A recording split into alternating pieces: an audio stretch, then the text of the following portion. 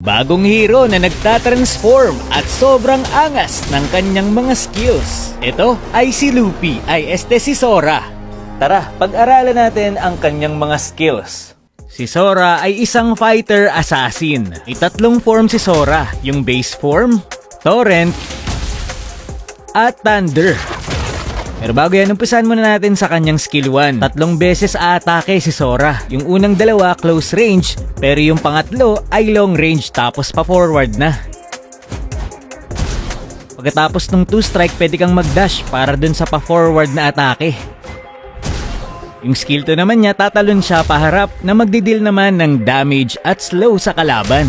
Kapag tumama din sa hero ang iyong skill 2, marereduce ang cooldown ng skill 2 mo ng 2 seconds. Dito naman tayo sa kanyang passive. Kapag may inaatake at tinatamaan kang hero, magkakaroon ka ng stack ng Cloud Step. Itong nasa baba ng HP niya. Basic attack or skill basta tumama sa kalaban na hero, magkakastack ka na magagamit mo naman para mag-transform. Kapag full stack na ang passive mo tapos iniswipe mo pakanan ang iyong third skill, mapupunta ka sa torrent form. Tapos kapag iniswipe mo naman yung third skill mo pakaliwa, mapupunta ka sa thunder form. So ano nga bang kayang gawin ng dalawang form na ito? Unahin muna natin tong thunder form. Kapag ikaw ay nag-transform dito, mako-convert ang HP mo into physical attack. Kumbaga, ito yung iyong damage form. Mas mabilis ang form na ito. Pwede ka ngang maglakad habang nagkakast ng skill 1 dito.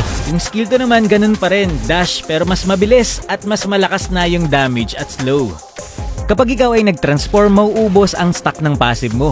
Kaya kailangan mo ulit itong mapuno para magamit naman ang ultimate mo. Kapag nag-ulti ka, lilipad si Sora at susuntok siya ng 15 times. At pwede kang gumalaw habang ginagawa ang skill na ito. At crowd control immune din siya habang nalipad. So parang ultimate ni Badang pero nakakalakad ka. So dito naman tayo sa kanyang torrent form. Kapag nag-transform ka naman into torrent form, mo-convert ang attack bonus mo into HP. So ito na yung makunat na version niya. Kapag nag-transform ka rin, may higit ang mga kalaban papalapit sa'yo. Parang ultimate ni Tigreal. Napakadaya. Maraming crowd control ang torrent form. Yung pangatlong atake nga ng iyong skill 1 ay may stun sa kalaban. Tapos yung dash naman ay nakaka-knockback tapos knock up.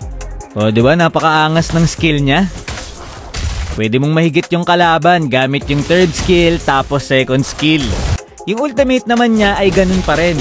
Pero nakakapagbigay na ito ng slow sa kalaban na umaabot up to 80%. Mas mabagal din nga pala ang ultimate ni Sora kapag naka-torrent form. Kasi 10 times lang siyang sumusuntok kapag ganito. Nung ginamit ko si Sora, ang napansin ko medyo mahirap magpa-stack sa kanya. Lalo na at mabibilis yung kalaban. At kapag magaling yung kalaban, madali lang ilagan yung skill niya. Sa hero ka lang kasi pwedeng magpa-stack. Sa minions at jungle monster, hindi ka pwedeng magpa-stack. Pero siguro patas na rin yun kasi nga hanggat may stack ka, magagamit mo yung third skill mo at makakapag-ultimate ka. Pag masyado lang talagang mabibilis yung kalaban, mahirap magpa-stack kasi sasala talaga yung skill mo tapos minsan makakancel pa. Ang struggle mo lang talaga dito kapag pumasok ka tapos nailagan ng kalaban mo yung skill mo, hindi ka magkakastack at kawawa ka, wala kang magagawa sa kanya. Tapos kapag na-crowd control ka tapos hindi ka na nakastack sa kalaban, wala na. Pero nga, bago pa lang ang hero ito at marami pang ma-adjust, ano ang suggestion nyo tungkol dito? Ilang for this video, maraming salamat sa panonood and to God be the glory.